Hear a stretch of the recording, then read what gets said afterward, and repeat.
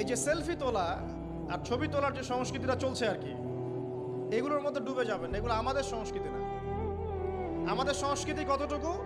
সালাম, আসসালামু আলাইকুম রহমতুল্লাহ, ভাই কেমন আছেন, মুসাফা কর, এতটুকু ব্যাস।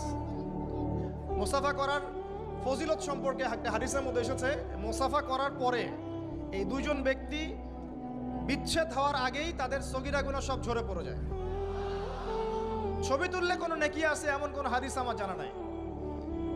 ছবি তুললে, সেলফি তুললে আর ভিডিও করলে, লৌকিকতা প্রদর্শন করলে কোন একটা নেকি হবে এটা আমার জানা নাই।